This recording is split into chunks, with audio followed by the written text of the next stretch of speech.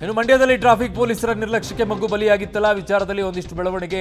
ಶವಗಾರಕ್ಕೆ ಸಾಗಿಸುವಾಗ ಮಗುವಿನ ಕೈ ಅಲುಗಾಡಿದೆ ಅಂತ, ಮಗು ಬದುಕಿದೆ ಅಂತ ತಪಾಸಣೆಗೆ ಪೋಷಕರಿಗೆ ಕರೆದೊಯ್ದಿದ್ದಾರೆ. ವೈದ್ಯರ ತಪಾಸಣೆ ಬಳಿಕ ಮಗು ಮೃತಪಟ್ಟಿರುವುದಾಗಿ ಮತ್ತೆ ದೃಢಪಡಿಸಿದ್ದಾರೆ.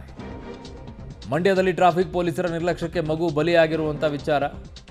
ಶವಗಾರಕ್ಕೆ ಸಾಗಿಸುವಂಥ ಸಂದರ್ಭದಲ್ಲಿ ಮಗುವಿನ ಕೈ ಅಲುಗಾಡಿದೆ ಅಂತ ಹೇಳಿ ವೈದ್ಯರ ಬಳಿ ಕರ್ಕೊಂಡು ಹೋಗಿದ್ದಾರೆ. ಮತ್ತೆ ಚೆಕ್ ಮಾಡಿದಾಗ ಇಲ್ಲ, ಡೆತ್ ಆಗಿದೆ ಅಂತ ಹೇಳಿ ಕಳುಹಿಸಿಕೊಟ್ಟಿದ್ದಾರೆ. ಆಗತ್ತೆ ಆ ರೀತಿಯಾಗಿ. ನಮ್ಗೆ ತುಂಬ ಹತ್ತಿರದಲ್ಲಿದ್ದಂಥವ್ರು ಹಿಂಗಾದಾಗ ಅವ್ರು ನೋಡಿದ್ರು ನಮ್ಮನ್ನು ಅಂತ ಅನಿಸುತ್ತೆ. ಕೈ ಅಲುಗಾಡ್ತು ಅನಿಸುತ್ತೆ, ಬೆರಳು ಹೀಗೆ ಅಲುಗಾಡಿದೆ ಅಂತ ಅನಿಸುತ್ತೆ, ಎದೆ ಬಡ್ಕೊಳ್ತಾ ಇದೆ ಅಂತ ಅನಿಸುತ್ತೆ. ಆ ಫೀಲ್ ಆಗುತ್ತೆ. ನಾನು ಫೀಲ್ ಮಾಡ್ಕೊಂಡಿದ್ದೀನಿ ಅದನ್ನು ಹೇಗೆ ಅಂತ ಹೇಳಿ, ನಾನು ಅರ್ಥ ಮಾಡ್ಕೊಳ್ಬಲ್ಲೆ ಅದನ್ನೇನು ಅಂತ ಹೇಳಿ. ಸೊ ಆಮೇಲೆ ಕರ್ಕೊಂಡು ಹೋಗಿದ್ದಾರೆ, ಅಲ್ಲಿ ಚೆಕ್ ಮಾಡಿದ್ದಾರೆ, ಮತ್ತು ಅವ್ರಿಗೂ ಕೂಡ ಮಗು ಬದುಕಿಲ್ಲ ಅನ್ನೋದು ದೃಢ ಆಗಿದೆ. ವೈದ್ಯರು ಅದನ್ನು ದೃಢಪಡಿಸಿದ್ದಾರೆ. ಈಗ ಆ ತಂದೆ ತಾಯಿಗಳ ಸಂಕಟ ಯಾರು ಅದನ್ನು ಆ ಜಾಗದಲ್ಲಿ ನಿಂತ್ಕೊಂಡು ಯೋಚನೆ ಮಾಡೋಕ್ಕೂ ಆಗಲ್ಲ, ಅದನ್ನು ಫೀಲ್ ಮಾಡ್ಕೊಳ್ಳೋಕ್ಕೂ ಆಗಲ್ಲ.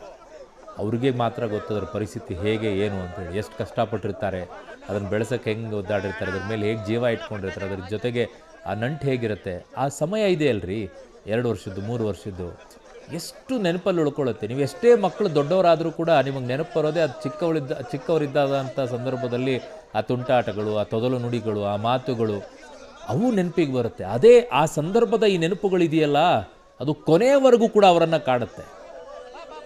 ನನ್ನ ಸಹೋದ್ಯೋಗಿ ರೋಹಿತ್ ನನ್ನ ಸಂಪರ್ಕದಲ್ಲಿದ್ದರೆ. ರೋಹಿತ್, ನಾನು ಕೂಡ ಆ ಥರ ಫೀಲ್ ಮಾಡಬಲ್ಲೆ, ಅದನ್ನು ನಾನು ಕೂಡ ಅನುಭವಿಸಿದ್ದೀನಿ ಏನು ಅಂತ ಹೇಳಿ.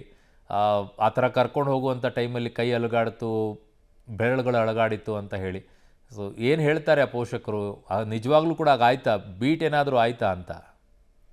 ಅರುಣ್, ಶವಗಾರಕ್ಕೆ ಮಗುವ ಮೃತದೇಹವನ್ನ ಕರ್ಕೊಂಡು ಹೋಗುವಂತ ಸಂದರ್ಭದಲ್ಲಿ ಒಂದ್ ರೀತಿಯಾಗಿ ಬ್ಲಡ್ ಸರ್ಕ್ಯುಲೇಷನ್, ಅಂದ್ರೆ ಎತ್ಕೊಂಡಿದ್ರಲ್ಲ ಅವರ ಬ್ಲಡ್ ಸರ್ಕ್ಯುಲೇಷನ್ ಇಂದಾಗೋ ಅಥವಾ ಹೋಗುವಂತ ವೇಳೆಯಲ್ಲೋ ಮಗು ಅಲುಗಾಡುವಂತ ಪ್ರಸಂಗ ಆಯ್ತು ಅನ್ನೋ ನಿಟ್ಟಿನಲ್ಲಿ ಕೂಡ ಅಲ್ಲಿದ್ದವರು ಹೇಳುವಂತದ್ದು. ಇದಾದ ಬಳಿಕವಾಗಿ ಮಗುವನ್ನ ವೇಗವಾಗಿ ಹೋಗಿ ಮಿಮ್ಸ್ ಆಸ್ಪತ್ರೆ ಒಳಭಾಗಕ್ಕೆ ಮಗುವನ್ನ ಚೆಕಪ್ ಕೂಡ ಮಾಡ್ಲಾಗುವಂತದ್ದು. ಆದ್ರೆ ವೈದ್ಯರು ಹೇಳುವಂತ ಪ್ರಕಾರವಾಗಿ ಮಗು ಉಳಿದಿಲ್ಲ, ಸಾವನ್ನಪ್ಪಿದೆ ಅಂತೇಳಿ ಕೂಡ ಡಿಕ್ಲೇರ್ ಅನ್ನ ಮಾಡಿರುವಂತದ್ದು.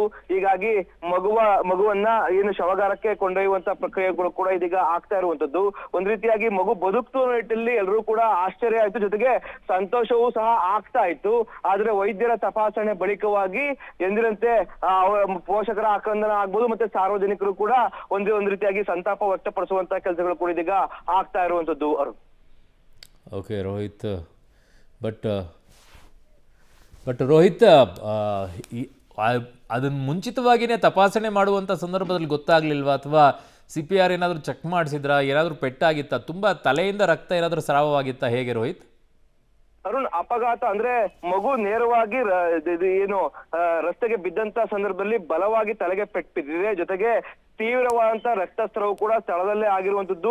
ಮಗು ಸ್ಥಳದಲ್ಲೇ ಕೂಡ ಸಾವನ್ನಪ್ಪಿತ್ತು ಅನ್ನೋ ನಿಟ್ಟಿನಲ್ಲಿ ಕೂಡ ಪೋಷಕರು ಹೇಳ್ತಾ ಇರುವಂತದ್ದು. ಅದಾದ ಬಳಿಕವಾಗಿ ಮಂಡ್ಯದ ಮಿಮ್ಸ್ ಆಸ್ಪತ್ರೆಗೆ ಬಂದು ಒಂದು ತಪಾಸಣೆ ಕೂಡ ಮಾಡಿದ್ದಾರೆ.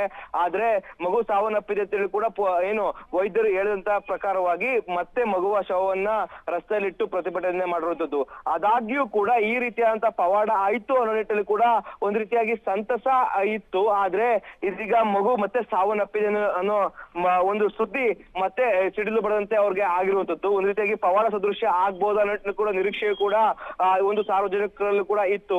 ಆದ್ರೆ ಅದೆಲ್ಲವೂ ಕೂಡ ಇದೀಗ ಹುಸಿ ಆಗಿರುವಂತದ್ದು. ಒಂದ್ ರೀತಿಯಾಗಿ ಮನ ಕಲಕುವಂತ ಘಟನೆ ಇಲ್ಲಿ ಆಯ್ತು ಅಂತ ಹೇಳ್ಬೋದಾಗಿರುತ್ತದೆ. ಯಾಕಂದ್ರೆ ಒಬ್ರು ತಾಯಿ ಸಾವನ್ನಪ್ಪಂತ ಮಗುವನ್ನ ರಸ್ತೆಯಲ್ಲಿ ಮಲಗಿಸ್ಕೊಂಡು ಕೂತು ಗೋಳಾಡುವಂತ ದೃಶ್ಯವನ್ನ ಕಂಡು ಇಡೀ ಸಾರ್ವಜನಿಕರು, ಮಂಡ್ಯದ ಜನರೆಲ್ಲರೂ ಕೂಡ ಕಣ್ಣೀರು ಹಾಕುವಂತ ಪ್ರಸಂಗದಲ್ಲೂ ಕೂಡ ಜರುಗ್ತು. ಅರುಣ್. ಓಕೆ ರೋಹಿತ್, ನಿಮ್ಮೆಲ್ಲ ಮಾಹಿತಿಗೆ ಧನ್ಯವಾದಗಳು. ಅದನ್ನು ನೋಡ್ತಾ ಇದ್ರೇ ಕಣ್ಣಂಚಲ್ಲಿ ನೀರು ಬಂದುಬಿಡುತ್ತೀರಿ. ಆ ಪರಿಸ್ಥಿತಿಯನ್ನು ಯಾವ ಹೆತ್ತವರಿಗೂ ಕೂಡ ಆ ಪರಿಸ್ಥಿತಿ ಬರೋದು ಬೇಡ ಅಂತ, ಯಾರಿಗೂ ಬೇಡ ಈ ರೀತಿಯಾದಂಥ ಪರಿಸ್ಥಿತಿ. ಪಾಪ ಎಂಥ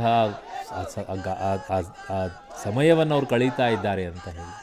ಅದರಲ್ಲೂ ಮತ್ತೆ ಈ ಮಗು ಹಿಂಗೆ ಕೈಯಲ್ಲಾಡಿಸ್ತು ಅಂತಂದಾಗ ಮತ್ತೊಂದಿಷ್ಟು ಮನಸ್ಸಲ್ಲಿ ಆ ಮಗು ಬದುಕ್ತಲ್ಲ ಅಂಥೇಳಿ ಕರ್ಕೊಂಡು ಓಡಿ ಬರುವಂಥ ಸಂದರ್ಭ. ಅದಾದ ನಂತರ ಮತ್ತೆ ಹೋಯಿತು ಅನ್ನೋದು ಏನ್ರಿ, ಒಂದು ಆದ ನಂತರ ಒಂದು ಸಂಕಟಗಳು ಭಾಳ ಕಷ್ಟ. ಇದು ನೋಡಿ, ಆಸ್ಪತ್ರೆಗೆ ಕರ್ಕೊಂಡು ಬಂದರು, ಮಗು ಕೈ ಅಲುಗಾಡಿಸಿದೆ ಅಂಥೇಳಿ ಚೆಕ್ ಮಾಡಿ ಆಮೇಲೆ ದೃಢಪಡಿಸಿದ ನಂತರ ಇಲ್ಲ ಮಗು ಡೆತ್ ಆಗಿದೆ ಅನ್ನುವಂಥದ್ದನ್ನು ಕನ್ಫರ್ಮ್ ಮಾಡ್ತಾರೆ. ಮತ್ತೆ ಕರ್ಕೊಂಡು ಹೋಗ್ತಾರೆ ಶವಗಾರಕ್ಕೆ. ಒಂದು ಆಸೆ ಚಿಗುರು ಹೊಡೆದ್ಬಿಡುತ್ತೆ ಇಮ್ಮಿಡಿಯೇಟಾಗಿ, ಕೈ ಅಲುಗಾಡಿದ ತಕ್ಷಣ ಬದುಕ್ತು ಅಂತ ಹೇಳಿ. ಸೊ ಬಟ್ ಅದು ತಲೆಗೆ ಪೆಟ್ಟಾಗಿರೋದ್ರಿಂದ ಬೇರೆ ಎಲ್ಲೇ ಯಾವುದೇ ಭಾಗಗಳಿಗೂ ಕೂಡ ಗಾಯ ಆಗಿದ್ದರೆ ಈ ಸಮಸ್ಯೆ ಆಗ್ತಿರ್ಲಿಲ್ಲ. ತಲೆ ಭಾಗ ಇದೆಯಲ್ಲ ಅತ್ಯಂತ ಸೂಕ್ಷ್ಮವಾಗಿರುವಂಥ ಜಾಗ. ಎಂತೆಂಥ ಕೇಸ್ಗಳು ಜಸ್ಟ್ ಒಂದು ಗೋಡೆಗೆ ಹಿಂಗೆ ಡಿಕ್ಕಿ ಹೊಡೆದ ತಕ್ಷಣ ಡೆತ್ ಆಗಿರುವಂಥ ಘಟನೆಗಳಿದೆ. ಇನ್ನೂ ಪಾಪ ಮೇಲಿಂದ ಕೆಳಗಡೆ ಬಿದ್ದಿರುವಂಥ ಮಗು, ಅದು ಪುಟಾಣಿ ಮಗು, ಅದಕ್ಕೆ ಏನಾಗಬೇಕು ಪರಿಸ್ಥಿತಿ, ರಕ್ತಸ್ರಾವ ಬೇರೆ ಆಗಿದೆ ಅಂತಿದ್ದಾರೆ.